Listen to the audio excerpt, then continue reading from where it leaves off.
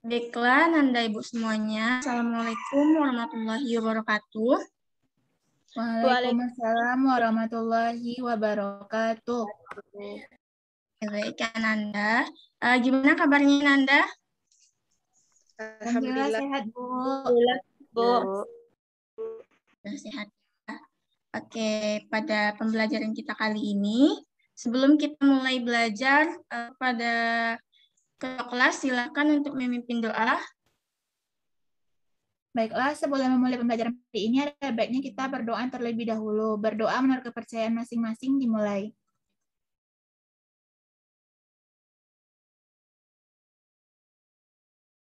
Berdoa selesai. Kita absensi dulu ya. Apakah semuanya sudah masuk ke dalam room Zoom kita pada kali ini, Ananda? Sudah, Bu. Baik, sudah mengambil absen kan pada link tempat pengambilan absen? Sudah, Bu. Pada pertama membahas mengenai sistem ekskresi. Nah, sekarang kita akan membahas mengenai sistem koordinasi. Apakah ada dari Ananda yang tahu apa itu sistem koordinasi? Saya, Bu. Oke, dipersilakan kepada Suli. Terima kasih, Bu. Namun, mohon maaf sebelumnya, Bu. Saya tidak bisa on cam dikarenakan jaringan lagi kurang stabil, Bu. Baiklah, saya lanjutkan. Materi kita yaitu tentang sistem koordinasi, di mana sistem koordinasi adalah sebuah sistem yang mengatur kerja organ-organ pada tubuh. Sistem ini berperan untuk memerintahkan setiap organ untuk dapat bekerja sama mendukung fungsi tubuh agar bekerja dengan baik. Sekian dari saya, Bu. Terima kasih, Bu. Oke, baik. Terima kasih, Ananda. Nah, sebelum kita ini, Ibu akan memberikan materi terlebih dahulu kepada Ananda. Nah, apakah Ananda melihat pada screen Ibu ini? Menurut Ananda, apa ini? Digigit nyamuk, Bu. Oke, digigit nyamuknya.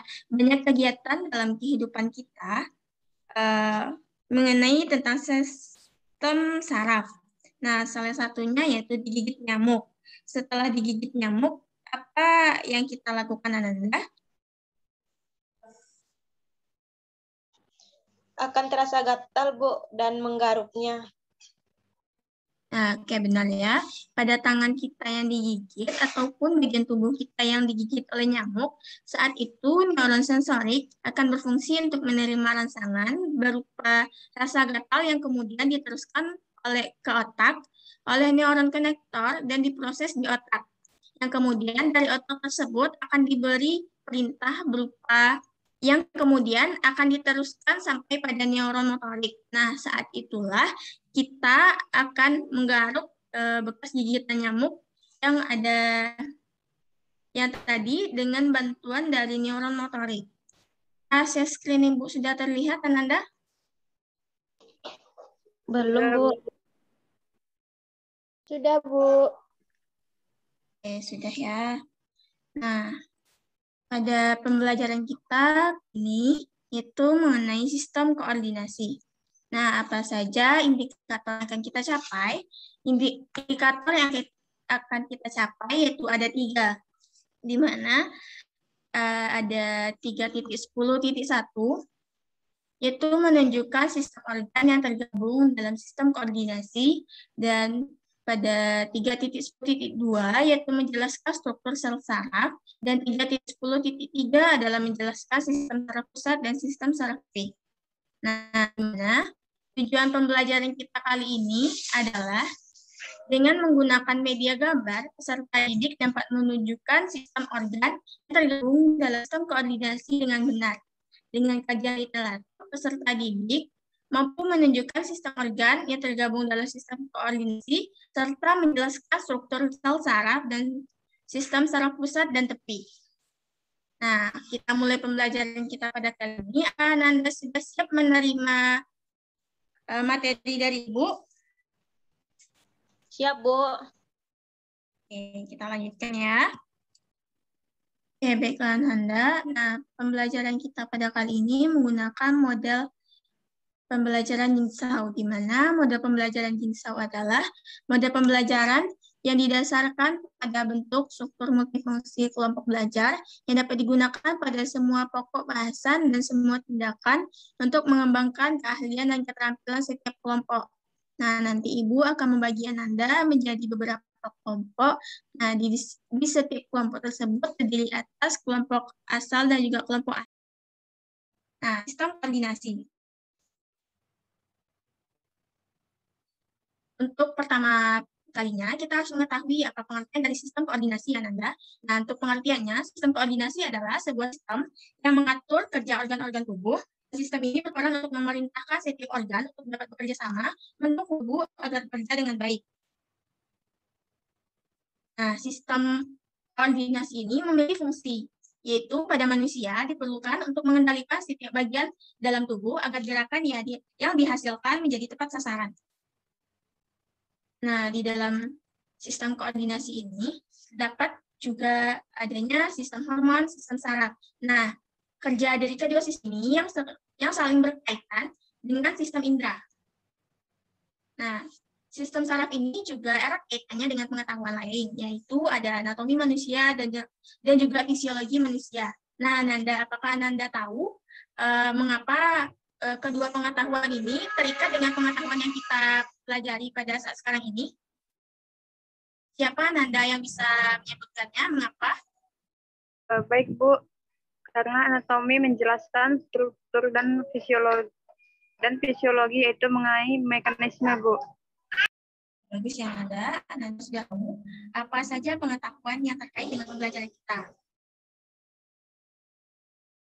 Nah, pokok dasar yang akan kita pelajari pada kali ini yaitu sistem saraf. Karena tadi pada sistem koordinasi terdapat 3, ada sistem saraf, sistem hormon, dan sistem indera. Nah, sekarang kita akan mempelajari mengenai sistem saraf.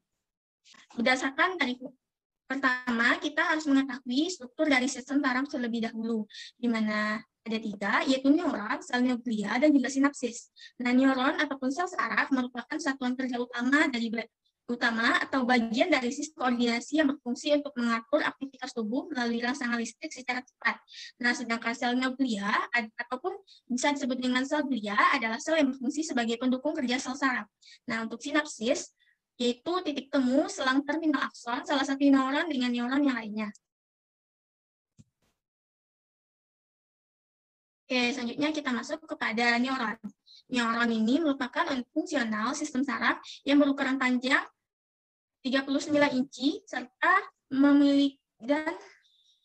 terdiri atas dari 3 bagian, yaitu ada badan sel, dendrit, dan juga akson. Yang pertama yaitu ada badan sel. Badan sel ini memiliki nukleus ataupun inti di tengah dan juga nukleolus yang menonjol. Dan pada nukleusnya tidak memiliki sentriol dan juga tidak dapat bereplikasi. Nah, sedangkan sitoplasmanya mengandung badan misil dan berupa tumpukan retikulum endoplasma reguler dan ribosom yang berfungsi untuk sintesis protein.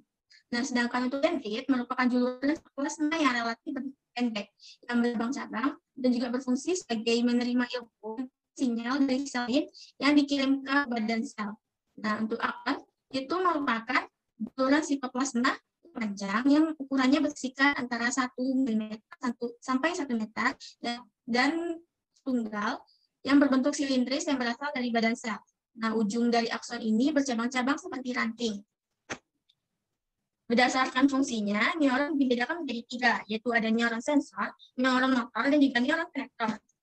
Neuron sensor ataupun neuron sensorik, yaitu neuron aferan, di mana dendritnya berhubungan dengan reseptor, dan neuritnya berhubungan dengan dendrit dan neuron lainnya, yang berfungsi sebagai penghantar impuls dari reseptor susunan saraf.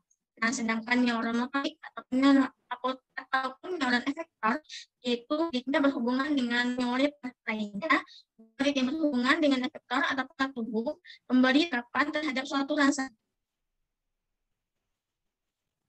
Dan fungsinya yaitu untuk menghantarkan impuls motorik dari susunan saraf ke efektor. Nah, yang ketiga yaitu ada neuron konektor, yaitu penghubung antara neuron motorik dan neuron sensorik.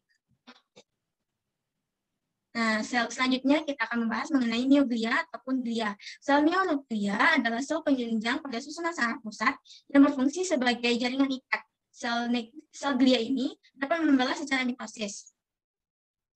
Sel neoglia ini dibagi menjadi atas 4, yaitu ada astrosit, oligodendrosit, mikroglia, dan sel ependyma. Nah, Ibu akan bertanya kepada Ananda mengenai bentuk dari astrosit dan oligodendrosit kepada Indah. Coba Indah sebutkan bagaimana bentuk dari astrosit dan juga oligodendrosit. Baik, Bu. Saya akan menjawabnya. Astrosit berbentuk bintang, oligodendrosit berbentuk menyerupai astrosit. Sekian dari saya, Bu. Baik, terima kasih ya, Nanda. Nah, dari kedua ini, tadi dikatakan bahwa oligodendrosit ini menyerupai astrosit. Kenapa hal itu dan di mana letak perbedaannya? Coba saya sebutkan. Dan sel yang lebih kecil, Bu. Oke, bagus ya, Nanda. Nah, astrosit ini berbentuk bintang yang fungsinya sebagai lem yang menyatukan neuron-neuron. Nah, sedangkan untuk oligodendrosit ini bentuknya menyerupai astrosit yang telah dikatakan oleh Nanda tadi, akan tetapi memiliki badan selnya lebih kecil dan membentuk lapisan myelin untuk melapisi akson. Nah, untuk mikroglia, ini merupakan ukurannya paling kecil dan juga bersifat fagosit yang berfungsi sebagai pertahanan tubuh ataupun imunitas. Nah, untuk sel ependyma, ini membran epitelium yang melapisi organ cerebral dan medula spinalis. Nah, selanjutnya kita akan membahas mengenai sinapsis. Sinapsis adalah hubungan antar neuron yang satu dengan yang lainnya. Nah, titik semu antar neuron ujung akson dari neuron yang satu dengan dendrit lainnya. Struktur dari sinapsis ini terbagi menjadi 3, ada prasinapsis, selasinapsis, dan pascasinapsis. Selasinapsis ini yaitu merupakan bagian dari akson terminal. Akan kita bahas pada sesi diskusi kita dengan pascasinapsis. Nah, untuk pascasinapsis ini merupakan bagian dari dendrit. Nah, dapat Anda lihat, berikut merupakan struktur dari neuron. Ada membran sel, dendrit, badan sel, akson neuroglia, nodus rangkaian, subumyelin, dan juga akson terminal. Nah, untuk fungsinya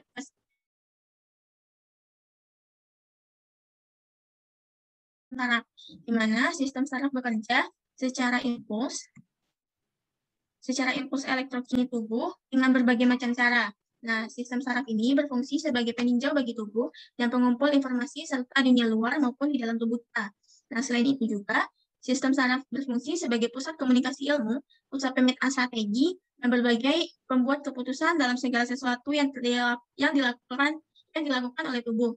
Nah, sistem saraf ini terbagi menjadi 2, yaitu ada sistem saraf pusat dan juga sistem saraf tepi. Selanjutnya kita masuk pada sistem saraf pusat, di mana sistem saraf pusat merupakan bagian dari sistem saraf yang mengkoordinasikan semua fungsi saraf. Setiap saraf berfungsi untuk menerima semua rangsangan saraf dari luar tubuh maupun di dalam tubuh. Sistem saraf pusat juga bertindak sebagai pusat integrasi dan juga komunikasi. Pada sistem saraf pusat terdiri dari otak dan juga sumsum tulang belakang. Nah, di mana pada otak manusia terdapat 2 belahan, yaitu ada otak kiri dan juga otak kanan. Pada otak kiri, yaitu mengendalikan tubuh bagian kanan, sedangkan untuk otak kanan akan mengendalikan tubuh bagian kiri. Otak dibagi menjadi 4 bagian, yaitu ada otak besar, otak tengah, dan otak kecil, dan juga sumsum tulang belakang. Kita akan masuk pada otak besar.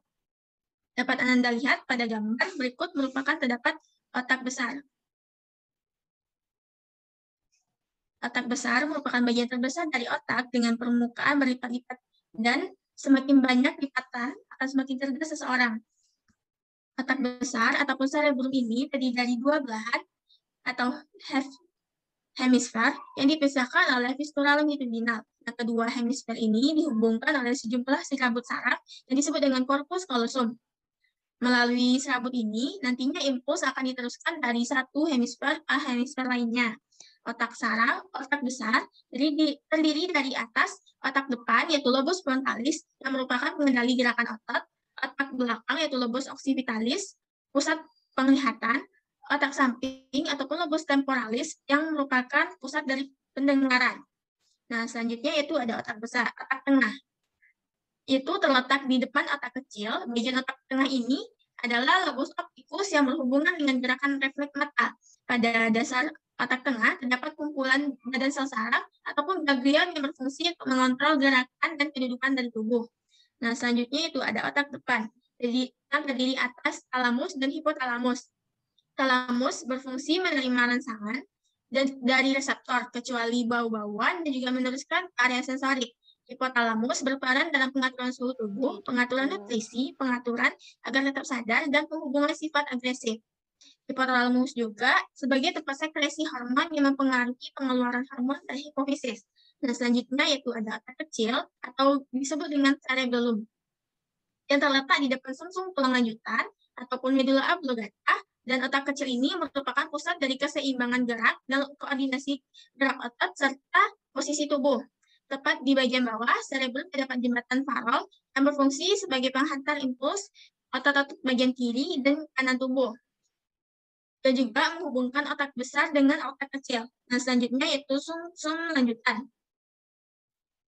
ataupun medula oblongata yang disebut juga dengan batang otak. Ini merupakan lanjutan dari otak yang menghubungkan otak dengan sumsum tulang belakang, yang fungsinya yaitu untuk mengatur denyut jantung, pelebaran, dan penyempitan pembuluh darah, serta menelan, bersin, bersendawa, batuk, dan muntah.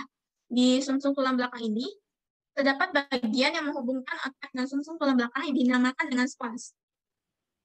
Nah, selanjutnya bagian dari saraf pusat yaitu ada sumsum tulang belakang ataupun medula spinalis. Ini terdapat di bagian rongga tulang belakang yang fungsi sebagai penghubung impuls dari otak, impuls dari dan ke otak, memberi kemungkinan gerak refleks. Dan medula spinalis ini bagian terluarnya berwarna putih dan bagian dalamnya yaitu berwarna kelabu. Nah, Ananda lihat pada gambar berikut merupakan struktur dari sistem saraf pusat. Untuk fungsi lebih lanjutnya nanti kita akan bahas pada sisi diskusi kita. Untuk Ananda semua silakan aktifkan kameranya ya, karena Ibu akan melihat aktifan Ananda dan juga apakah Ananda berada di kelas atau tidak dengan melihat kamera Ananda aktif atau tidak. Selanjutnya kita masuk pada sistem saraf tepi. Sistem saraf tepi ini terdiri atas dua, yaitu ada saraf sadar dan juga saraf tidak sadar ataupun saraf otonom. Nah, untuk saraf sadar ini merupakan saraf yang rangsangannya disampaikan ke pusat reseptor, yaitu ke pusat motorik pada cerebellum. Nah, berdasarkan asalnya, sistem saraf tepi terbagi atas saraf cranial dan saraf spinal, yang masing-masingnya berpasangan, serta ganglia, yaitu pun tunggal. Nah, untuk saraf cranial merupakan semua saraf yang keluar dari permukaan dorsal otak. Saraf spinal merupakan saraf yang keluar dari kedua sisi tulang belakang, yang masing-masing saraf ini mempunyai karakteristik fungsi dan jumlah saraf yang berbeda. Dan sementara itu, ganglia merupakan kumpulan Graden sel saraf yang membentuk simpul-simpul saraf dan di luar dari sistem saraf pusat. Nah, selanjutnya kita masuk pada sistem saraf tidak sadar. Saraf otonom bekerja secara tidak sadar. Saraf inilah yang mengontrol kontraksi paru-paru Ananda agar tetap bernafas setiap saatnya. Saraf otonom juga bertugas mengontrol sistem pencernaan tamu agar dapat mengolah makanan yang masuk. Nah, maka dari itu, saraf otonom ini banyak ditemukan pada otot poros seperti pada organ pencernaan, otot jantung, dan juga kelenjar. Nah, saraf otonom ini rangsangannya tidak disampaikan ke otak. Sistem saraf otonom mengontrol kegiatan organ dalam dan berdasarkan sifatnya terbagi atas menjadi dua, yaitu ada sistem saraf simpatik dan juga saraf parasimpatik. Ketika Ananda bernafas, tentu paru-paru kita tidak dapat dirasakan bagaimana kerjanya. Nah, berikut itu merupakan salah satu dari sistem saraf tidak sadar. Begitu pula kerja jantung Ananda. Nah, berikut merupakan bagian dari sistem saraf tidak sadar, yaitu ada saraf simpatik dan saraf parasimpatik. Di mana saraf simpatik ini berasal dari segmen torak dan lumbar medula spinalis, dan sebagian besar seratnya pada ganglionnya sangat pendek dan memiliki sinapsis dan memiliki badan sel dalam pasca ganglion yang berada di dalam ganglion pada rantai ganglion sinapsis di sepanjang kedua sisi medula spinalis. Nah, kita masuk pada saraf parasimpatik. Saraf pada saraf parasimpatik ini berasal dari area kranial, yaitu otak dan sakrum yang merupakan bagian bawah dari medula spinalis. Serat pada ganglion parasimpatik ini lebih panjang daripada serat ganglion simpatis karena mencapai ganglion terminal di dalam ataupun di dekat organ efektor. Sistem saraf parasimpatik ini, serat ganglionnya ataupun pasca ganglionnya mengeluarkan neuron transmitter yang sama, yaitu asetilkolin, sehingga disebut dengan serat koligenik. Nah, untuk kerja dari kedua saraf ini saling berlawanan ya, Nanda. Dapat Ananda lihat, berikut merupakan organ dan juga bagaimana kerja dari kedua saraf tersebut. Oke, baiklah. Dari Ibu sudah habis ya. Nah, Ibu bertanya kepada Ananda.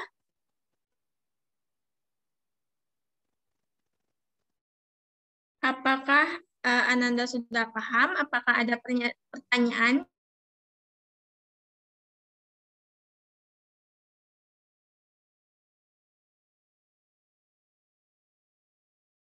Karena Ibu telah menyampaikan materi dan Ananda juga sudah paham, selanjutnya kita akan melakukan diskusi. Nah, diskusi kali ini Ananda akan Ibu bagi menjadi beberapa kelompok. Nah, di setiap kelompoknya itu akan ada kelompok asal dan kelompok ahli lagi, Ananda. Silahkan Ananda masuk pada breakout room yang telah Ibu sediakan kepada Ananda, masing-masing kelompoknya. Baik, Bu. Oke, baik Ananda. Ananda ini kelompok berapa, Ananda? Kelompok 1, Bu. Oke, kelompok 1 ya. Oke, Ananda, Ibu telah memberikan LKPD pada grup kelas kita. Nah, Ananda akan membagi LKPD tersebut karena Ananda ada beberapa orang nih. Nanti Ananda bagi sesuai dengan materinya. Nanti materinya ada berapa, misalnya 3, Ananda bagi menjadi 3 siapa saja yang nantinya akan menjadi kelompok ahli. Nah, Ananda yang kelompok ahli nanti akan Ibu gabungkan dengan sesama kelompok ahli pada breakout room selanjutnya. Apakah Ananda sudah paham dengan pembagian materinya? Sudah, Bu. Oke, sudah ya. Apakah ada kendala dalam pembagiannya? Insya Allah tidak, Bu. Oke, tidak ya. Apakah ada kendala, Nanda? Untuk saat ini tidak, Bu. Oke, tidak. Silahkan dilanjutkan. Baik, Bu. Ananda, silakan.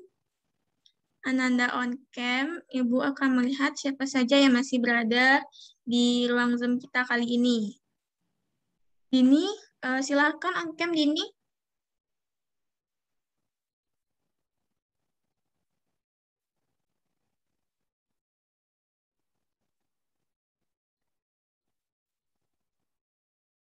Oke, sepertinya Dini terkendala sinyal ya. Oke, kita lanjutkan saja. Karena tadi Ibu telah mengelompokkan Ananda menjadi beberapa kelompok, yang tadi itu merupakan kelompok asal ya. Setelah Ananda pembagian materi, Ibu akan mengumpulkan Ananda sesuai materi yang akan dicari, dan itu merupakan kelompok ahli. Silahkan Ananda masuk pada breakout room kelompok ahli yang telah Ibu sediakan. Ananda ini kelompok ahli untuk pertanyaan 1 ya. Apakah ada kendala dalam menjawab pertanyaan dan juga pencari materinya, Nanda? Oke, tidak ya. Silahkan Ananda lanjutkan, Anda Ibu, karena tadi Ananda sudah bergabung pada kelompok asal dan juga sudah mencari materi ya sesuai kelompok ahlinya. Nah, saat sekarang ini Ananda akan menampilkan pencarian Ananda. Kelompok siapa yang ingin menampilkan Ananda untuk kelompok yang akan tampil, nanti Ibu akan menambahkan poinnya, dan poin yang telah dikumpulkan maupun pada diskusi kita kali ini ataupun poin kuis, nanti Ibu akan gabungkan dan Ibu akan sampaikan kepada Ananda. Untuk teman-teman Ananda yang telah mendapatkan poin, tentu nilainya akan bertambah ya, karena poinnya juga bertambah. Kelompok siapa yang ingin tampil, Ananda? Kelompok 1, Bu. Oke, kelompok 1 ya. Dipersilakan kelompok 1. Baik, Bu. Ibu dan teman-teman, Assalamualaikum warahmatullahi wabarakatuh. Kami dari kelompok 1 akan mempresentasikan hasil diskusi kami. Untuk jawaban pertanyaan yang pertama yang akan dijawab oleh rekan saya, Shirley. Kepada Shirley, disilahkan. Baiklah, terima kasih moderator. Perkenalkan, saya Sarli Anggun Putri akan membacakan jawaban soal nomor 1, di mana soalnya yaitu perhatikan gambar di bawah ini. Nah, berdasarkan gambar di atas, deskripsikan bagian-bagian sel neuron beserta fungsinya dengan membuat tabel.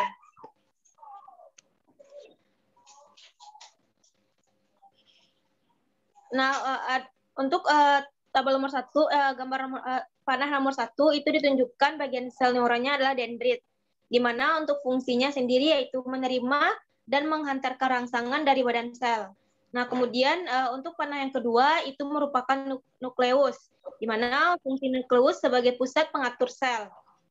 Selanjutnya, untuk panah nomor 3 itu ditunjukkan bagian sel neuron berupa selubung myelin. Fungsinya melindungi akson serta sel saraf dari kerusakan, serta untuk mencegah terjadinya kebocoran rangsangan. Nah, kemudian untuk panah yang keempat itu ditunjukkan badan sel neuron berupa sel Schwann. Nah, sel Schwann sendiri berfungsi untuk mempercepat laju impuls, memberikan nutrisi pada akson. Kemudian untuk panah yang kelima itu menunjukkan nukleolus. Nah, fungsi nukleolus adalah untuk sintesis protein. Selanjutnya untuk panah yang keenam itu menunjukkan nodus Ranvier, di mana fungsinya untuk mempercepat impuls saraf. Nah, yang ketujuh itu adalah akson. Sedangkan fungsi akson sendiri adalah untuk mengantarkan rangsangan dari badan sel ke efektor, yakni sel kelenjar dan sel otot. Nah, yang terakhir pada bagian ujung itu panah yang ke-8, yaitu bagian sel neuronnya yaitu sinopsis. Sedang fungsi sinopsis yaitu titik temu antara neuron dengan neuron lainnya untuk menyampaikan informasi. Nah, sekian dari saya, moderator. Saya kembalikan kepada moderator. Terlihat ada gambar otak ya. Jadi di dalam otak itu ada bagian-bagiannya. Yang pertama yaitu adalah bagian nomor 1 yaitu lobus parietal. Lobus parietal ini berfungsi sebagai pusat sensori atau penerimaan rangsangan seperti sentuhan, tekanan, suhu, rasa sakit, dan lain sebagainya. Kemudian pada bagian yang kedua ada yang namanya lobus frontal, yang mana sebagai pengatur aktivitas motorik atau gerakan secara sadar, kemampuan berbicara, kemampuan berpikir, atau memecahkan masalah dan emosi. Kemudian untuk bagian yang ketiga ada Sylvian fissure, yang mana berfungsi sebagai untuk membagi lobus temporal dari lobus frontal dan parietal. Untuk bagian keempat ada yang namanya central sulcus, yang berfungsi sebagai membagi lobus frontal dan parietal. Dan untuk bagian kelima ada lobus occipital sebagai pusat visual atau penglihatan.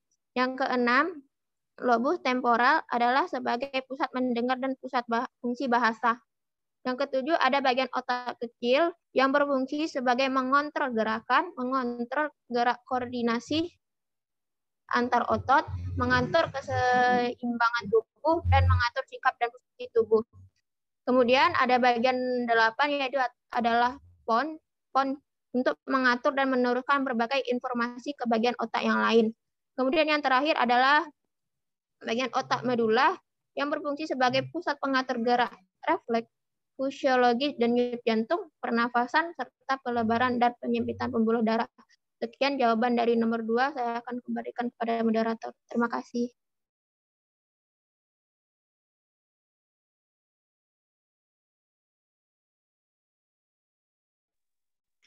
Baiklah, terima kasih Adinda yang sudah menyampaikan jawaban. Selanjutnya, jawaban dari pertanyaan nomor 3 yang akan disampaikan oleh rekan saya, Lena. Kepada Lena, disilahkan. Baiklah, moderator, saya akan menyampaikan soal nomor 3, yaitu perhatikan gambar di bawah ini. Berdasarkan gambar di atas, maka lengkapilah tabel berikut. Yang pertama yaitu organ sasaran yang pertama adalah pupil mata. Adapun kerja saraf parasimpatiknya yaitu menyempitkan pupil. Sedangkan kerja saraf parasimpatiknya yaitu memperlebar pupil. Yang kedua ada kelenjar ludah. Adapun kerja saraf parasimpatiknya yaitu memacu produksi saliva. Sedangkan kerja saraf simpatiknya yaitu menghambat pengeluaran saliva. Yang ketiga ada bronkus. Adapun kerja saraf parasimpatiknya yaitu menyempitkan bronkus, sedangkan kerja saraf simpatiknya yaitu memperbesar bronkus. Yang keempat yaitu ada jantung. Adapun kerja saraf parasimpatiknya yaitu memperlambat denyut jantung, sedangkan kerja saraf simpatiknya yaitu meningkatkan kerja jantung. Yang kelima ada lambung. Adapun kerja saraf parasimpatiknya yaitu memacu sekresi lambung, sedangkan kerja saraf simpatiknya yaitu menghambat sekresi lambung. Selanjutnya ada pankreas. Adapun kerja saraf parasimpatiknya yaitu merangsang aktivitas pankreas, sedangkan kerja saraf simpatiknya yaitu menghambat aktivitas pankreas. Yang ketujuh ada hati. Adapun kerja saraf parasimpatiknya yaitu menstimulasi sekresi empedu, sedangkan kerja saraf simpatiknya yaitu mengurangi produksi empedu. Selanjutnya ada kelenjar adrenalin. Adapun kerja saraf parasimpatiknya yaitu meningkatkan sekresi adrenalin, sedangkan kerja saraf simpatiknya yaitu menurunkan sekresi adrenalin. Selanjutnya ada kantong kemih. Adapun kerja saraf parasimpatiknya yaitu mengkontraksi kantung kemih, sedangkan kerja saraf simpatiknya yaitu merelaksasi kantung kemih. Dan yang terakhir ada organ kelamin. Adapun kerja saraf parasimpatiknya yaitu merangsang struktur seks, sedangkan kerja saraf simpatiknya yaitu menghambat struktur seks. Sekian dari saya kembalikan ke moderator. Terima kasih, Lena. Baiklah, Ibu dan teman-teman, sekian hasil presentasi dari hasil diskusi kami. Terima kasih atas perhatiannya. Mohon maaf jika ada kekeliruan. Assalamualaikum warahmatullahi wabarakatuh. Waalaikumsalam warahmatullahi wabarakatuh. Baik, terima kasih kepada Ananda Ibu yang telah mau mempresentasikan hasil diskusinya. Kita beri aplaus dulu kepada Ananda kita. Oke, selanjutnya. Nah, apakah ada dari Ananda Ibu yang lain yang ingin bertanya mengenai yang telah disampaikan oleh penyaji tadi? Langsung saja bertanya kepada Ibu apabila ada pertanyaan.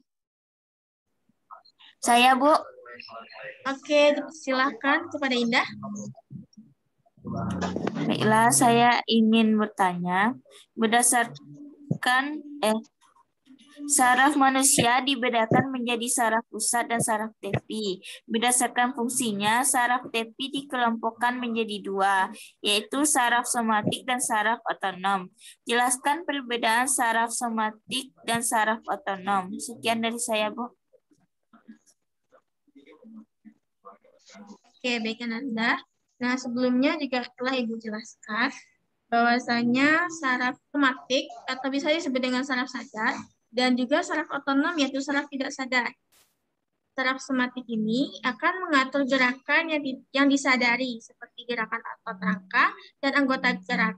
Nah, untuk saraf otonom yaitu mengatur gerakan yang tidak kita sadari seperti gerakan otot jantung dan juga otot polos. Oke, Ananda, apakah sudah paham Ananda atas perbedaannya? Sudah, Bu. Oke, sudah ya. Apakah ada dari Ananda Ibu yang lainnya yang ingin bertanya? Tidak, Bu. Oke, tidak ya. Ananda Ibu silakan untuk on cam ya. Ibu akan melihat apakah Ananda masih berada di ruang Zoom kita atau tidak.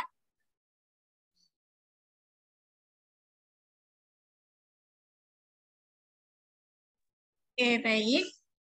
Oke, Ananda, karena kita sudah diskusi ya. Dan untuk teman-teman Ananda yang telah tampil tadi, mendapatkan poinnya, juga sangat senang kepada Ananda yang telah berpartisipasi pada diskusi kita. Oke, selanjutnya Ibu akan mengadakan kuis ya, Ananda. Oke, sebelum Ibu mengadakan kuis, apakah dari Ananda ada yang ingin ada ingin bertanya yang tidak dipahami terhadap pembelajaran kita tadi?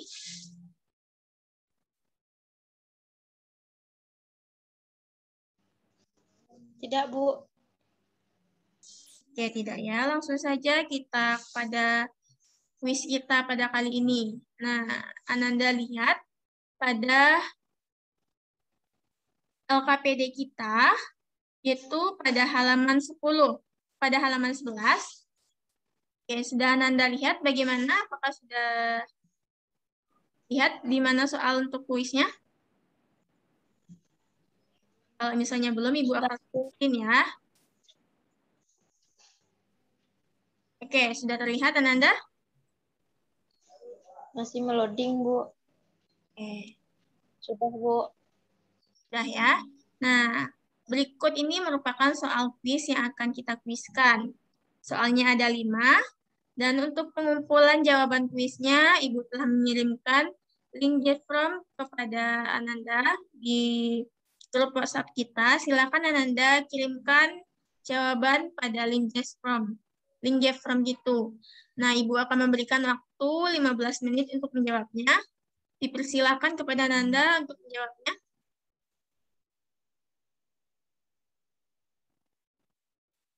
Oke, waktunya sudah habis ya untuk menjawabnya. Bagaimana Anda? Apakah lancar menjawabnya?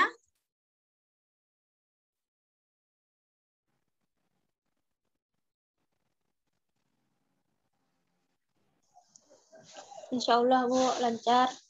Ya, lancar ya. Berarti Anda sudah bisa dan juga memahami materi pembelajaran kita pada kali ini. Karena soal kuis pun juga berdasarkan materi pembelajaran ini. Ibu buatkan ya. Nah, setelah Ibu lihat nilai Ananda pada kuis, Ibu akan mengumpulkan poin Ananda. Berdasarkan nilai kuis ini, nanti berdasarkan kelompok ya, kelompok berapa saja yang nilainya tertinggi, nah, nanti akan ada apresiasi dari Ibu. Oke, kelompok berapa? Cing, cing, cing. Oke, selamat kepada kelompok 1. Oke, selamat ya Ananda, sudah mendapatkan nilai kuis tertinggi, dan juga Ananda tadi sudah tampil juga, dan nilainya jadi bertambah ya. Nah, untuk Ananda Ibu yang masih Terima belum, kasih. ya sama-sama. Untuk Ananda Ibu yang nilainya masih di bawah dari kelompok 1 ataupun masih merasa kurang, silakan untuk memahami lagi materi pembelajaran kita kali ini, dan jangan bersedih hati nanti, karena di minggu depan kita juga akan pembelajaran, dan juga Ibu akan mengumpulkan nilai-nilai Ananda ya. Oke. Oke, nah sebelum pembelajaran kita akhiri, Ibu akan meminta kepada Ananda untuk menyimpulkan materi pembelajaran kita kali ini. Siapa yang bisa? Atau Ibu tunjuk saja ya? Saya, Bu.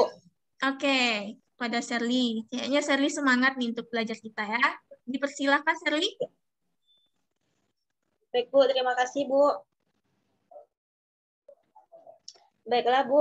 Saya akan menyimpulkan materi kita hari ini. Di mana materi kita yaitu mengenai sistem koordinasi.